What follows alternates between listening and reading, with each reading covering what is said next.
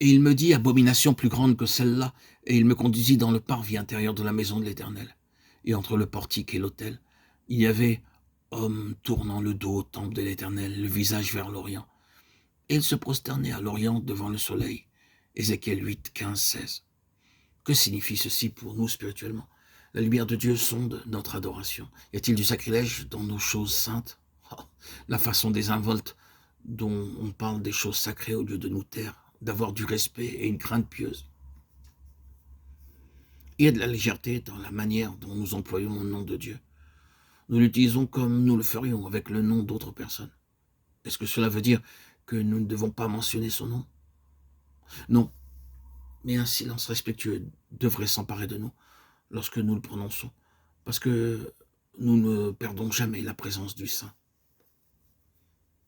Lorsque le mot, le Saint des Saints, vient à nos lèvres, quel qu'il exprime, l'expérience. Loin de là. C'est Dieu lui-même qui l'exprime, en Christ, devant lequel les anges cachent leur face, et dans la présence duquel, sans le sang, nous nous aurions paraître. S'il y a quelque chose qui manque de nos jours, c'est bien le saint respect et la crainte pieuse. Voici sur qui je porterai mes regards, sur celui qui craint ma parole. Ésaïe 66, 2. Oui, Dieu peut créer en vous une sainte crainte, telle que vous tremblerez réellement à sa parole. Que le Seigneur nous délivre du sacrilège dans les choses les plus solennelles et profondes de Dieu. Puis il cria d'une voix forte à mes oreilles, « Approchez-vous, qui devez châtier la ville. » Ézéchiel 9, 1. Il montre toutes ces choses à Ézéchiel et ensuite il dit, « Je dois m'occuper d'eux. » Et voici, 6 hommes arrivèrent par le chemin de la porte supérieure, chacun son instrument de destruction à la main. Il y avait au milieu d'eux un homme vêtu de lin et portant une écritoire à la ceinture. Ils vinrent se placer près de l'autel d'airain. Ézéchiel 9, 2.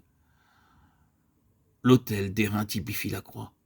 Voyez, cette solennelle procession allant à l'autel d'airain en réponse à l'appel de la voix qui crie, réclamant le jugement.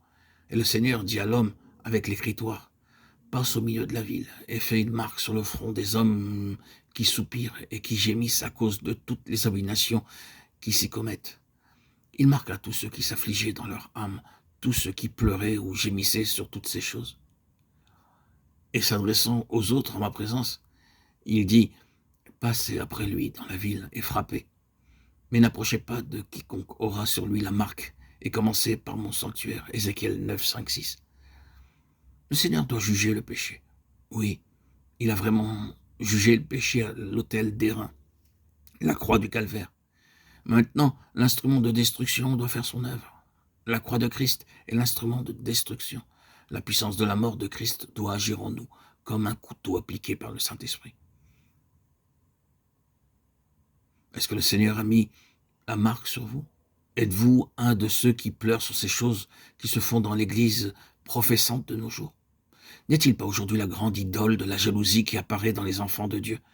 Ne sont-ils pas occupés avec des choses serviles de la terre? N'y a-t-il pas de sacrilège dans le temple de Dieu? Le Seigneur tient un registre et il voit tout. Avec ce registre, il viendra. Oui, le jugement a commencé même maintenant dans la maison de Dieu.